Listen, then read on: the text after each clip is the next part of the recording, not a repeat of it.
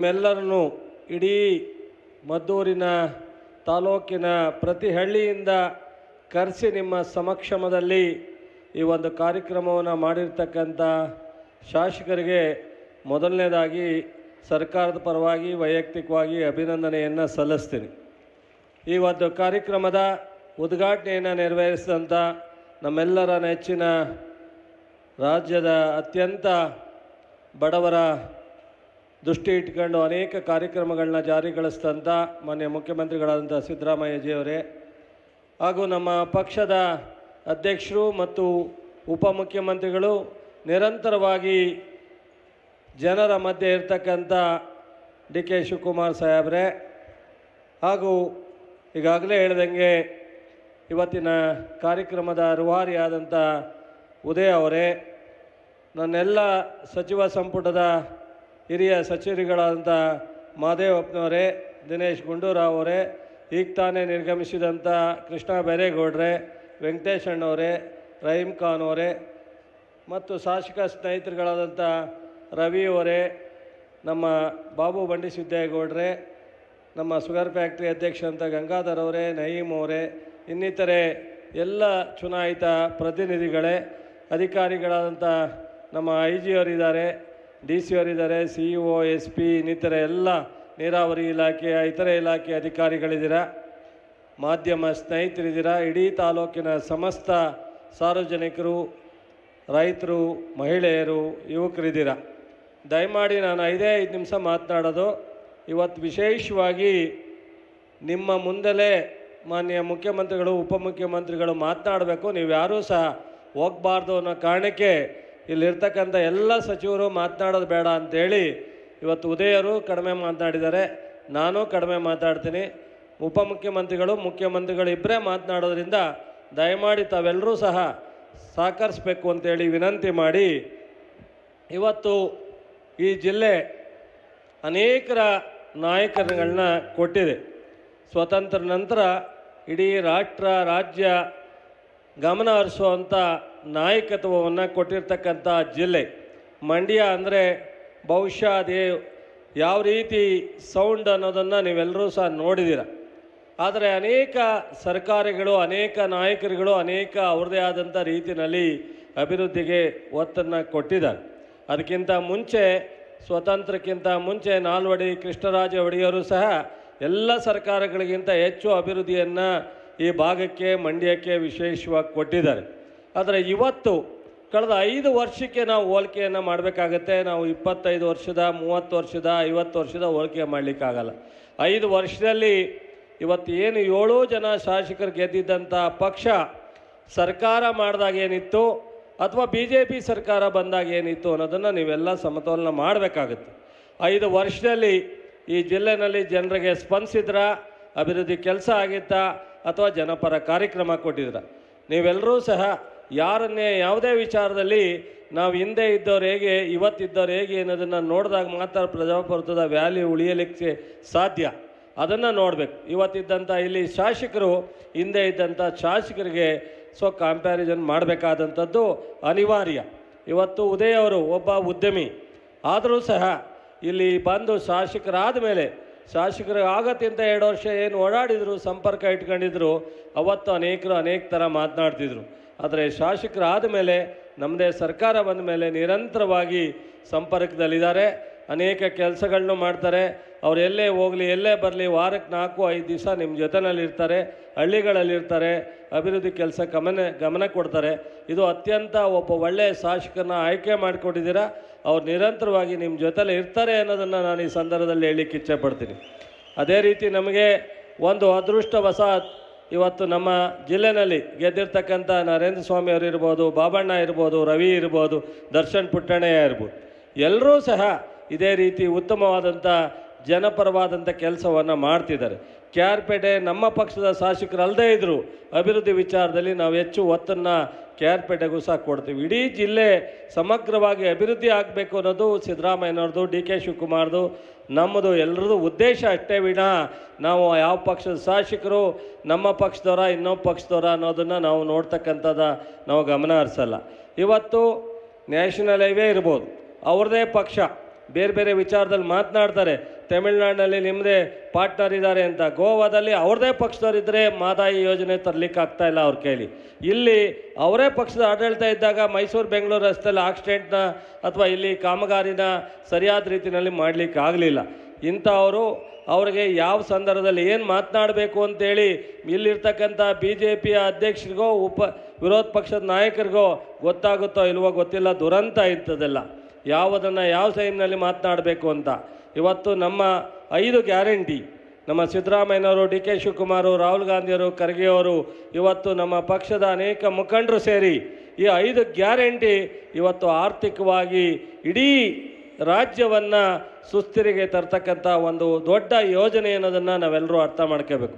ಒಂದು ವರ್ಷಕ್ಕೆ 50,000 55,000 ಕೋಟಿ ಇವತ್ತು ಜನರಿಗೆ ಹೋಗುತ್ತೆ. ಅದಲ್ಲದೆ ಅನೇಕ ಕಾರ್ಯಕ್ರಮಗಳು ಮಹಿಳಾ ಮಕ್ಕಳ ಕಲ್ಯಾಣ ಇಲಾಖೆ ಇರ್ಬೋದು, ಸಮಾಜ ಕಲ್ಯಾಣ ಇಲಾಖೆಯಲ್ಲಿರ್ಬೋದು, ಕೃಷಿ ಇಲಾಖೆಯಲ್ಲಿರ್ಬೋದು, ಅನೇಕ ಕಂದಾಯ ಇಲಾಖೆಯಲ್ಲಿರ್ಬೋದು, ಅನೇಕ ಕಾರ್ಯಕ್ರಮಗಳನ್ನ ನಾವು ಕೊಟ್ಟಿದ್ದೀವಿ. ಇವತ್ತು ರೆವಿನ್ಯೂ ಕೇಸಸ್ಗಳು ಪ್ರತಿಯೊಬ್ಬರು ದಾಖಲೆಗಳಿಗೋಸ್ಕರ ತಹಸೀಲ್ದಾರ್ ಹತ್ರ, AC ಹತ್ರ, DC ಹತ್ರ ಅಲ್ದಾಡ್ತಿದ್ದಂಥದ್ದನ್ನ 20-30 ಸಾವಿರ ಈ ಜಿಲ್ಲೆಯ ಕೇಸಸ್ಸನ್ನು DC, ತಹಸೀಲ್ದಾರು, AC ಅವರು ನೀವು ಸಂಪೂರ್ಣ ಬಗೆಹರಿಸಿರ್ತಕ್ಕಂಥದ್ದು. ಕೃಷ್ಣ ಬೈರೇಗೌಡರು ತುರ್ತಾಗೆಲ್ಲ ಹೋಗಿದ್ದಾರೆ. ಅನೇಕ ಹೊಸ ಬದಲಾವಣೆ ತರೋದ್ರ ಮೂಲಕ ದಾಖಲೆಗಳನ್ನ ಇವತ್ತು ಪೋಡಿಗಳನ್ನ ದುರಸ್ತಿಗಳನ್ನ ಇವತ್ತು ಇಡೀ ಜಿಲ್ಲೆಯಲ್ಲಿ ಮಾಡ್ತಕ್ಕಂಥ ಒಂದು ಪ್ರಯತ್ನ ನಿರಂತರವಾಗಿ ನಡೆಯುತ್ತೆ.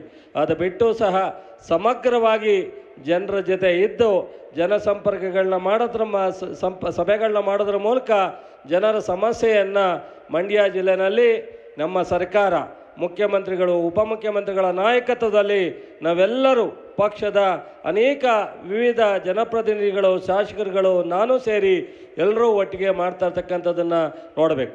ಇವತ್ತೇನು 1000 ಕೋಟಿಗೂ ಹೆಚ್ಚು ಮದ್ದೂರು ತಾಲೂಕಿನಲ್ಲಿ ಇವತ್ತು ಶಂಕುಸ್ಥಾಪನೆ ಮತ್ತು ಪ್ರಗತಿಯಲ್ಲಿ ಇರ್ತಕ್ಕಂಥ ಕೆಲಸವನ್ನು ಲಾಂಛನ ಮಾಡಿದ್ರು, ಅದೇ ರೀತಿ ಇಡೀ ರಾಜ್ಯದಲ್ಲಿ ಅದು ಲೋಕೋಪಯೋಗಿ ಇಲಾಖೆ ಇರ್ಬೋದು, ಪಂಚಾಯತ್ ರಾಜ್ ಇಲಾಖೆ ಇರ್ಬೋದು, ಕೃಷಿ ಇಲಾಖೆನಲ್ಲಾಗಿರ್ತಕ್ಕಂಥ ಬದಲಾವಣೆ ಇರ್ಬೋದು, ಆರೋಗ್ಯ ಇಲಾಖೆಯಲ್ಲಿ ಬದಲಾವಣೆ ಇರ್ಬೋದು, ಅಥವಾ ನೀರಾವರಿ ಇಲಾಖೆನಲ್ಲಾಗಿರ್ತಕ್ಕಂಥ ಸಮಗ್ರ ಅಭಿವೃದ್ಧಿ ಇರ್ಬೋದು, ಬಹುಶಃ 4,000-5 ಸಾವಿರ ಕೋಟಿ ಇವತ್ತು ಈ ಜಿಲ್ಲೆಗೆ ಕಳೆದ 1-2 ವರ್ಷದಲ್ಲಿ ಅಭಿವೃದ್ಧಿ ಸರ್ಕಾರದಿಂದ ಆಗಿದೆ ಅನ್ನೋದಕ್ಕೆ ಇವರಿಬ್ಬರೂ ಸಹ ಅದರಲ್ಲಿ ವಿಶೇಷವಾಗಿ ಕಾರಣ. ಒಬ್ಬ ಶಾಸಕರಾಗಿ ಎಲ್ಲ ಪ್ರಯತ್ನವನ್ನು ಈ ತಾಲೂಕಿಗೆ ಮಾಡಿದ್ದಾರೆ ಅನ್ನೋದನ್ನು ನಾನು ಈ ಸಂದರ್ಭದಲ್ಲಿ ಹೇಳ್ತೀನಿ. ಇವತ್ತು ನಮಗೆ ಬೇಡಿಕೆ ಇಲ್ಲದೇ ಇರತಕ್ಕಂಥ ಕೃಷಿ ವಿಶ್ವವಿದ್ಯಾನಿಲಯವನ್ನು ಕೊಟ್ಟಂಥ ಕೀರ್ತಿ ಮಾನ್ಯ ಮುಖ್ಯಮಂತ್ರಿಗಳಿಗೆ ಸಲ್ಲಬೇಕಾಗತ್ತೆ. ಅದರ ಜೊತೆಗೆ ಮಂಡ್ಯ ಶುಗರ್ ಫ್ಯಾಕ್ಟ್ರಿಗೆ 110 ಕೋಟಿ ಇಲ್ಲಿವರೆಗೆ ಬಿಡುಗಡೆ ಮಾಡಿರ್ತಕ್ಕಂಥ ಕೀರ್ತಿ ಹಣಕಾಸಿನ ಸಚಿವರಾಗಿ ಮುಖ್ಯಮಂತ್ರಿಗೆ ಸಲ್ಲಬೇಕಾಗತ್ತೆ. ಇವತ್ತು ಒಂದೇ ಒಂದು ಬಜೆಟ್ನಲ್ಲಿ ಘೋಷಣೆ ಮಾಡಿದಂಥ ಶುಗರ್ ಫ್ಯಾಕ್ಟ್ರಿಯ ಸಂಪೂರ್ಣ ಜೀರ್ಣೋದ್ಧಾರಕ್ಕೆ ಒಂದು ಕಾರ್ಯಕ್ರಮವನ್ನು ರೂಪಿಸಲಿಕ್ಕೆ ಆಗಿಲ್ಲ. ಕೆಲವೇ ದಿನಗಳಲ್ಲಿ ಅದೊಂದನ್ನು ಮಾನ್ಯ ಮುಖ್ಯಮಂತ್ರಿಗಳ ಜೊತೆ ಕೂತು ನಾವೆಲ್ಲರೂ ಸಹ ಶಾಸಕರು ಒಟ್ಟಿಗೆ ಸೇರಿ ಅದೊಂದು ಬಗೆಹರಿಸ್ತಕ್ಕಂಥ ಕೆಲಸವನ್ನು ಮಾಡ್ತೀವಿ. ಅದನ್ನು ಬಿಟ್ಟು ಉಪಮುಖ್ಯಮಂತ್ರಿಗಳು ನೀರಾವರಿ ಇಲಾಖೆಯಲ್ಲಿ ಎಷ್ಟು ಸಾಧ್ಯನೋ ಕಾವೇರಿ ನೀರಾವರಿ ನಿಗಮದಲ್ಲಿ ಮಂತ್ರಿಗಳಾಗಿ DK ಅವರಿದ್ದಾರೆ, ಅಲ್ಲಿ ಬೋರ್ಡಿನ ಚೇರ್ಮನ್ರಾಗಿ ಸಿದ್ದರಾಮಯ್ಯನವರಿದ್ದಾರೆ. ಇಬ್ಬರು ಕೂಡಿ ಕಾವೇರಿ ನಿಗಮದಲ್ಲಿ ಅತ್ಯಂತ ನಮ್ಮ ಜಿಲ್ಲೆಗೆ ಕೊಡಬೇಕಾದಂಥ ಎಲ್ಲ ನಾಲೆ ಆಧುನೀಕರಣ ಇರ್ಬೋದು, ಅನೇಕ ಉಪಯುಕ್ತವಾದಂಥ ಕಾಮಗಾರಿಗಳಿರ್ಬೋದು ಕೊಟ್ಟು ಇವತ್ತು ನೀರಾವರಿ ನಿಗಮದಲ್ಲಿ ಹೆಚ್ಚು ಗಮನವನ್ನು ಹರಿಸಿರ್ತಕ್ಕಂಥದ್ದು. ಇಬ್ಬರಿಗೂ ಸಹ ನಾನು ವಿಶೇಷವಾಗಿ ಜಿಲ್ಲೆಯ ಜನರ ಪರವಾಗಿ ನಾನು ಅಭಿನಂದನೆಯನ್ನು ಸಲ್ಲಿಸಲಿಕ್ಕೆ ಇಚ್ಛೆಪಡ್ತೀನಿ. ಇದರ ಜೊತೆಗೆ ನಾನು ಇನ್ನೆಚ್ಚು ಮಾತಾಡಲಿಕ್ಕೆ ಹೋಗಲ್ಲ. ನಮ್ಮ ಕೃಷಿ ಇಲಾಖೆಯಲ್ಲಿ ಕಳೆದ 1 ವಾರ 10 ದಿವಸದಿಂದ ಏನು ರಾಸಾಯನಿಕ ಗೊಬ್ಬರದ ಬಗ್ಗೆ ಚರ್ಚೆ ಮಾಡ್ತಾಯಿದ್ದಾರೆ. ನಾಚಿಕೆ ಆಗಬೇಕು. ಈ BJPಯ ನಾಯಕರುಗಳಿಗೆ ನಾಚಿಕೆ ಆಗಬೇಕು. ರೈತರಿಗೆ ಕಟ್ಟಕ್ಕೆ ಆಗದೇ ಇರತಕ್ಕಂಥ ಯಾವುದಾದ್ರೂ ಈ ರಾಷ್ಟ್ರದಲ್ಲಿ ಪಕ್ಷ ಇದ್ದರೆ ಅದು BJP ಪಕ್ಷ. ನಮ್ಮ ಸರ್ಕಾರ ಬಂದ ಕೂಡಲೇ ಇಡೀ ಯಾವತ್ತೂ ಇಲ್ಲದೆ ಬರಗಾಲ ಬಂದಾಗ ಕನಿಷ್ಠ ಪ್ರಮಾಣದ ನಮ್ಮ ಮುಖ್ಯಮಂತ್ರಿಗಳ ರೆವಿನ್ಯೂ ಮಿನಿಸ್ಟ್ರು ನಾವೆಲ್ಲರೂ ಕೊಟ್ಟಂಥ ರಾಜ್ಯದ ರಿಪೋರ್ಟನ್ನು ಅವತ್ತು ಗಮನ ಹರಿಸ್ತಲೇ ಸುಪ್ರೀಂ ಕೋರ್ಟಿಂದ 3,454 ಕೋಟಿಯನ್ನು ತಂದು ಹಂಚಿದಂಥದ್ದು ನಮ್ಮ ಸರ್ಕಾರದ ಪ್ರಯತ್ನ. ಇವರಿಗೆ ನಾಚಿಕೆ ಆಗಬೇಕು. ಅದಾದ ನಂತರ ಇವತ್ತು ಅನೇಕ ಯೋಜನೆಗಳಿಗೆ ಹಣವನ್ನು ಪ್ರಾಮಿಸ್ ಮಾಡಿದ್ದು, ಬಜೆಟಲ್ಲಿ ಇಟ್ಟಿದ್ದು, ನಮ್ಮ ಫೈನಾನ್ಸ್ ಡಿಪಾರ್ಟ್ಮೆಂಟಿಂದ ಘೋಷಣೆ ಮಾಡಿದ್ದು ಕೊಡಲಿಲ್ಲ.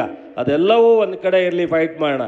ಇವತ್ತು ಮೊನ್ನೆಯಿಂದ ಕೃಷಿ ಇಲಾಖೆಯಲ್ಲಿ ಅತ್ಯಂತ ಯಶಸ್ವಿಯಾಗಿ ಇವತ್ತು ಮಾನ್ಯ ಮುಖ್ಯಮಂತ್ರಿಯವರು ಕೊಡೋ ಅನುದಾನವನ್ನು 50 ಲಕ್ಷ 40 ಲಕ್ಷ 10 ಲಕ್ಷ 5 ಲಕ್ಷ ಸಬ್ಸಿಡಿಯನ್ನು ಕೊಡೋದ್ರ ಮೂಲಕ ಹಾರ್ವೆಸ್ಟ್ ಹಬ್ ಅಂತ ಹೇಳಿ ಶುಗರ್ ಕ್ಯಾನ್ ಇರ್ಬೋದು, ಪ್ಯಾಡಿ ಇರ್ಬೋದು, ಇನ್ನಿತರೆ ಕಟಾವು ಮಾಡ್ತಕ್ಕಂಥ ಮಿಷನ್ನ ಅಥವಾ ಚಾಪ್ ಕಟ್ರ್ ಇರ್ಬೋದು ಕೊಟ್ಟಂಥದ್ದು ಈ ದೇಶದಲ್ಲಿ ಮೊದಲನೇದು ಕರ್ನಾಟಕ ರಾಜ್ಯ. ಇವತ್ತು ಕಳೆದ 2 ವರ್ಷ ಯಾವುದೇ ಸಮಸ್ಯೆ ಇಲ್ಲ. ಈ ವರ್ಷ ಇವತ್ತು 6,850 ನಮ್ಮ 6,80,000 ಮೆಟ್ರಿಕ್ ಟನ್ ಗೊಬ್ಬರ ಸರಬರಾಜು ಮಾಡಬೇಕಾಗಿದ್ದಂಥ ಕೇಂದ್ರ ಸರ್ಕಾರ 5,027. ಸೊ 5,27,000 ಮೆಟ್ರಿಕ್ ಟನ್ ಸಪ್ಲೈ ಮಾಡಿದೆ. ಇನ್ನು 1.5 ಲಕ್ಷ ಮೆಟ್ರಿಕ್ ಟನ್ ಸಪ್ಲೈ ಆಗಬೇಕಾಗಿರ್ತಕ್ಕಂಥದ್ದು ನಾನು 1 ತಿಂಗಳ ಮುಂಚಿತವಾಗೇ ಮಂತ್ರಿಗಳನ್ನ ಭೇಟಿ ಮಾಡಿದ್ದೀನಿ, 1 ತಿಂಗಳ ಮುಂಚಿತವಾಗೇ ಪತ್ರ ಬರೆದಿದ್ದೀನಿ, 1 ತಿಂಗಳ ಮುಂಚಿತವಾಗೇ ನಮ್ಮೆಲ್ಲ ಅಧಿಕಾರಿಗಳು ಪ್ರಯತ್ನ ಮಾಡ್ತಾ ಇದ್ದಾರೆ. ಜೊತೆಗೆ ಇವತ್ತು ಉಳಿದಿರ್ತಕ್ಕಂಥ ಹಳೆಯದು ಇದು ಎಲ್ಲ ಸೇರಿ ಕೊಪ್ಪಳಲ್ಲಿ, ವಿಜಯಪುರದಲ್ಲಿ ಅಥವಾ ದಾವಣಗೆರೆಯಲ್ಲಿ, ಹಾವೇರಿನಲ್ಲಿ, ಸೊ ಎಲ್ಲ ಕಡೆ ಎಲ್ಲಿ ಸಮಸ್ಯೆ ಇದೆ ಅಲ್ಲೆಲ್ಲವೂ ಬೇಡಿಕೆಗಿಂತ ಹೆಚ್ಚು ಕೊಟ್ಟಿದ್ದೀವಿ.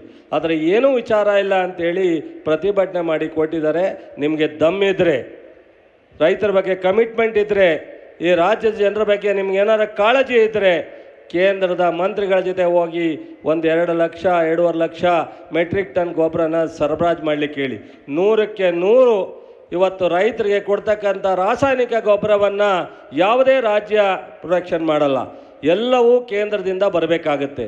ಆದರೆ ಇವರು ಆ ಸಮಸ್ಯೆಯನ್ನು ಬಗೆಹರಿಸಲಿಕ್ಕಾಗದೆ ಇವತ್ತು ಇಲ್ಲಿ ಬಂದು ನಮ್ಮ ವಿಜೇಂದ್ರ ಅವರಿರ್ಬೋದು, ಅಶೋಕರಿರ್ಬೋದು, JDSನವ್ರು ಇರ್ಬೋದು, ಅನಾವಶ್ಯಕವಾಗಿ ಮಾತನಾಡೋದನ್ನು ನಿಲ್ಲಿಸಬೇಕು. ನಾವಿವತ್ತು ಯಾವತ್ತೂ ಸಹ ಕೇಂದ್ರ ಸರ್ಕಾರ ಸ್ಟಾಕ್ ಇರ್ತಕ್ಕಂಥದ್ದನ್ನ ಪರಿಗಣಿಸಿ ಸರಬರಾಜು ಮಾಡ್ತಾ ಇರಲಿಲ್ಲ. ಈ ಬಾರಿ ಮಾತ್ರ ನಿಮ್ಮಲ್ಲಿ ಸ್ಟಾಕ್ ಇದೆ, ಅದನ್ನು ಉಪಯೋಗಿಸಿ ಅಂತಾರೆ. ಈ ಬಾರಿ ಜೋಳ, ಮೆಕ್ಕೆಜೋಳ ಇವತ್ತು ಮೇಜ್ ಅಂತ ಏನಂತೀವಿ 2 ಲಕ್ಷ ಹೆಕ್ಟೇರ್ಸು ಜಾಸ್ತಿ ಆಗಿದೆ. 1 ತಿಂಗಳು 1.5 ತಿಂಗಳು ಮುಂಚಿತವಾಗಿ ಮುಂಗಾರು ಪ್ರಾರಂಭ ಆಗಿದೆ. ಎಲ್ಲ ಡ್ಯಾಮು ನೀರು ತುಂಬಿ 1 ತಿಂಗಳ ಮುಂಚಿತವಾಗಿ ಇವತ್ತು ನಮ್ಮ ಬಿತ್ತನೆ ಪ್ರಾರಂಭ ಆಗಿದೆ. ಇವೆಲ್ಲ ಕಾರಣದಿಂದ ಸ್ವಲ್ಪ ಎಲ್ಲಿ ಆತಂಕ ಇದೆ ಅಲ್ಲೆಲ್ಲವೂ ಸಹ ಆ ಸಂದರ್ಭದಲ್ಲಿ ನಾವು ಒದಗಿಸ್ಲಿಕ್ಕೆ ತಯಾರಿದ್ದೀವಿ. ಮಾನ್ಯ ಮುಖ್ಯಮಂತ್ರಿಯವರು ಸಹ ಪತ್ರ ಬರೆದು ರಿಕ್ವೆಸ್ಟ್ ಮಾಡಿದ್ದಾರೆ. ನಾನು ಸಹ ನಿರಂತರವಾಗಿ ಪ್ರಯತ್ನ ಮಾಡ್ತಾ ಇದ್ದೀನಿ. ಅದರ ಜೊತೆಗೆ ಪ್ರತಿ ಲೋಕಸಭಾ ಸದಸ್ಯರು, ರಾಜ್ಯಸಭಾ ಸದಸ್ಯರು 4 ಜನ ರಾಜ್ಯದಿಂದ ಹೋಗಿರ್ತಕ್ಕಂಥ ಕೇಂದ್ರ ಸಚಿವರಿಗೆ ಪತ್ರ ಬರೆದು ವಿನಂತಿ ಮಾಡಿದ್ದೀನಿ.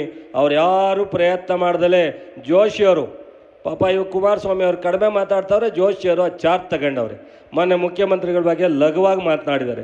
ಜೋಶಿಯವರೇ, ನೀವೇನಾದರೂ ರಾಜ್ಯದಲ್ಲಿ ಜನಪರವಾದಂಥ ಕಾಳಜಿ ಇದ್ದರೆ ಕೇಂದ್ರ ಸರ್ಕಾರದಿಂದ ರಾಜ್ಯಕ್ಕೆ ಏನು ಬರಬೇಕು ಅನ್ನೋದ್ರ ಬಗ್ಗೆ ನೀವು ಗಮನ ಹರಿಸ್ಬೇಕೇ ವಿನ ನಮ್ಮ ಮುಖ್ಯಮಂತ್ರಿಗಳನ್ನ, ನಮ್ಮ ಸರ್ಕಾರವನ್ನು ಟೀಕೆ ಮಾಡೋದ್ರಿಂದ ನಿಮ್ಮ ಹೊಟ್ಟೆ ತುಂಬಲ್ಲ ಅನ್ನೋದನ್ನು ಈ ಸಂದರ್ಭದಲ್ಲಿ ಹೇಳಿ, ಇವತ್ತು ಏನು ನಮ್ಮ ಕೃಷಿ ಇಲಾಖೆಯಲ್ಲಿ ಇಡೀ ರಾಜ್ಯಾದ್ಯಂತ ಬಿತ್ತನೆಗೆ ಬೇಕಾಗ್ತಕ್ಕಂಥ ಯಾವುದೇ ಸೀಡ್ಸ್ ಇರ್ಬೋದು, ಗೊಬ್ಬರ ಇರ್ಬೋದು, ಅದನ್ನು ನಾವು ಸರಬರಾಜು ಮಾಡಲಿಕ್ಕೆ ತಯಾರಿದ್ದೀವಿ.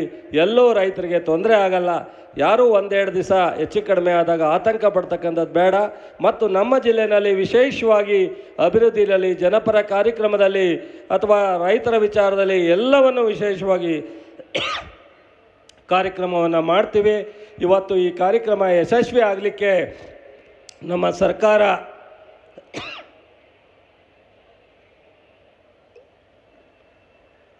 ಮುಖ್ಯಮಂತ್ರಿಗಳು, ಉಪಮುಖ್ಯಮಂತ್ರಿಗಳು, ಎಲ್ಲ ಮಂತ್ರಿಗಳು ಕಾರಣ ಇದ್ದಾರೆ. ನಮ್ಮ ಜಿಲ್ಲಾ ಆಡಳಿತ ಭಾಳ ಎಫೆಕ್ಟಿವ್ ಆಗಿ ಎಲ್ಲ ಸಮಸ್ಯೆನ ಬಗೆಹರಿಸ್ತಕ್ಕಂಥ ಕೆಲಸವನ್ನು ಜಿಲ್ಲಾ ಆಡಳಿತ ಮಾಡ್ತಾ ಇದೆ. ಎಲ್ಲ ಶಾಸಕರು ಒಟ್ಟಿಗೆ ಕೆಲಸ ಮಾಡ್ತಾ ಇದ್ದೀವಿ. ಇವತ್ತು ಈ ಮದ್ದೂರಿನ ಕಾರ್ಯಕ್ರಮ ಇತಿಹಾಸದಲ್ಲಿ ಬರೆದಿರ್ತಕ್ಕಂಥ ಕಾರ್ಯಕ್ರಮ. ಉದಯ್ ಅವರಿಗೆ ಮತ್ತೊಮ್ಮೆ ಅಭಿನಂದಿಸಿ ಇದೇ ರೀತಿ ಸಂಪೂರ್ಣವಾದಂಥ ಜನಪರ ಕೆಲಸವನ್ನು ಮಾಡಲಿ ಅಂತೇಳಿ ನಾನು ಬಯಸಿ ನನ್ನ ಮಾತು ಮುಗಿಸ್ತೀನಿ.